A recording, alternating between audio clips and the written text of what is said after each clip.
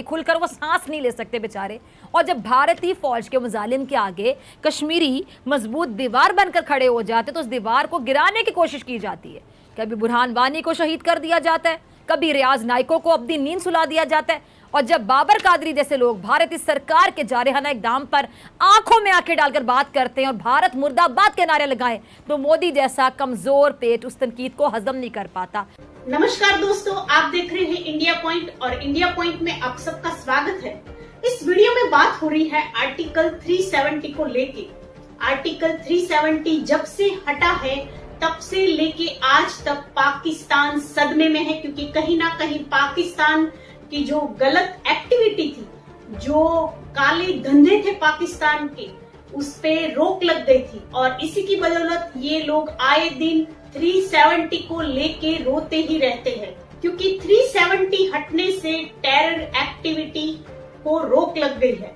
और इसी की बदौलत पाकिस्तान के जो आतंकवादी है वो भूखे मर रहे हैं। तो यहाँ पे पाकिस्तानी मीडिया में फीजा खान है, वो 370 को लेके भौंक रही है और बहुत सारी बकवास भी कर रही है। तो आइए शुरू करते हैं इस वीडियो का अगला भाग। भारत भी कश्मीर पर कई दहाइयों से जुल्म के पहाड़ तोड़ रहा है। ये सिलसिला रुका नहीं, चलता जा रहा है। भारत की भेड़िया जो फौज है ना, भेड़िया सिन्हा, मासूम कश्मीरियों के खून से होली खेल रही है। कभी पैलेट गन से उनकी बेनाई छीनी जाती है, कभी कहानी की तरह जन्नत नज़ीर वादी की माओ से कभी उनके जिगर के जो टुकड़े हैं वो छीन लिए जाते हैं, और कभी माओ समेत उनके जो बच्चे हैं उनको मौत की वादी में उतार दिया जाता है। यानी भारत पहले भी कश्मीरियों का इस्तेसाल करता आया, और 5 अगस्त 2019 के इक़दाम के बाद मोदी जैसा जुनूनी शख्स अब कश्मीरियों पर मजीद जिंदगी तंग किए हुए है। अच्छा नाज़रीन, आर्टिकल 370 और आर्टिकल 35A के खात्मे के बाद आज भारत के उस गासिबाना इक़दाम के 2 साल मुकम्मल हो गए हैं। आज यौम इस्तेसाल मनाया जा रहा है और कश्मीरियों के साथ इजहार एकजहती भी किया जा रहा है।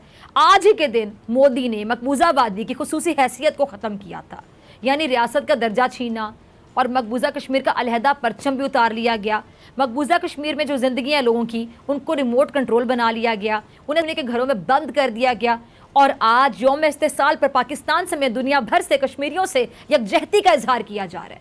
और भारत के उस गैर आइनी इक़दाम पर भारत के अंदर और भारत के बाहर से आवाज़ें उठ रही हैं। प्राइम मिनिस्टर इमरान खान साहब ने अपनी कश्मीरी कौम से ये वादा किया था कि वो उनके सफ़ीर बनेंगे और हर जगह उनका मुकदमा भी लड़ेंगे, और उन्होंने अमली तौर पर ऐसा करके दिखाया। इससे पहले कभी भी किसी ने कश्मीर का मुकदमा ऐसे बहादुरी से या तसलसल से नहीं लड़ा। पहली दफ़ा दुनिया को ये मालूम हुआ है कि कश्मीर में वाकई जुल्म के पहाड़ तोड़े जा रहे हैं, उनकी ज़िंदगियों को वीरानियों में बदला जा रहा है। और वज़ीर-ए-आज़म इमरान खान साहब ने भारत के 5 अगस्त की भी खुलकर मुखालफत की है। अच्छा, पाकिस्तान की जो नज़रें हैं वो आर्टिकल 370 से ज़्यादा आर्टिकल 35A पर है, क्योंकि आर्टिकल 35A ज़्यादा अहमियत का हामिल है। आर्टिकल 370 और 35A है क्या, इस पर ज़रा बात करते हैं। आइन का जो आर्टिकल 35A है वो क्या बताता है कि कोई भी फ़र्द सिर्फ उसी सूरत में इंडिया के ज़ेर इंतज़ाम कश्मीर का शहरी बन सकता है अगर वो वहाँ पैदा हुआ हो। किसी भी दूसरी रियासत का शहरी जम्मू और कश्मीर में जायदाद नहीं खरीद सकता, और ना ही यहाँ का मुस्तकिल शहरी भी बन सकता है। ये आर्टिकल कश्मीर की रियासती कानून साज असम्बली को अपने बाशिंदों के हुकूक और मराद की हिफाजत के लिए खुद कानून साजी करने का इख्तियार भी देता है। अच्छा, 1950 में यह आर्टिकल 35A के तहत ही आर्टिकल 370 भी इंडियन आइन में शामिल हुआ था।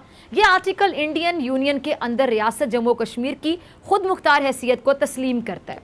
अच्छा नाज़रीन, आर्टिकल 370 और 35A ये दोनों आर्टिकल्स मकबूजा कश्मीर के अवाम के बुनियादी हकूक, कह लें कि बुनियादी हकूक की ढाल बने हुए थे, और इस ढाल को मोदी ने ज़बरदस्ती अपने गैर आइनी इक़दाम के ज़रिए पाश करके रख दिया, और यही बात पाकिस्तान को दुखती है। अच्छा, भारत ने आर्टिकल 370 को ख़त्म करने से पहले ही मकबूजा कश्मीर में इजाफी फ़ौजी दस्ते तैनात कर दिए, क्योंकि उसे पता था, उसे मालूम था कि कश्मीरी इस इक़दाम को कभी भी कबूल नहीं करेंगे, कभी भी इस इक़दाम को कश्मीरी कबूल कर ही नहीं सकते, और कश्मीरी समेत पाकिस्तान भी भारत के इस जारहाना इक़दाम को कबूल करने को तैयार नहीं।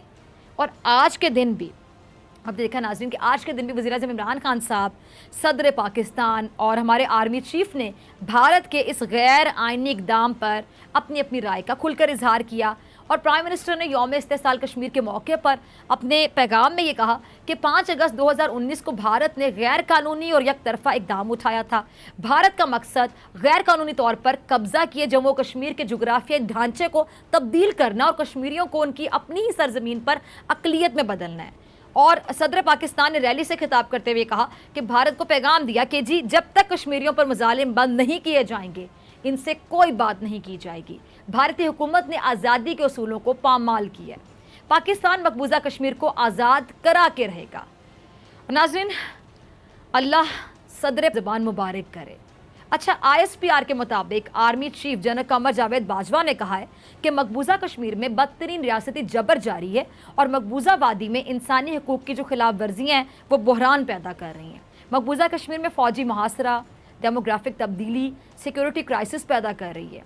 اچھا ناظرین، فوج اور سول قیادت کے کشمیر کے حوالے سے جو بیانات ہیں وہ اس بات کی دلیل ہیں کہ پاکستان کے تمام ادارے کشمیر کے ساتھ کھڑے ہیں اور کشمیر کی عوام کے لیے سول ملٹری ادارے کسی بھی حد تک جانے کو تیار ہیں کہ جب تک مودی اپنے اس غاصبانہ اقدام سے پیچھے نہیں ہٹ جاتا تب تک وہ کوئی الیکشن نہیں لڑیں گی۔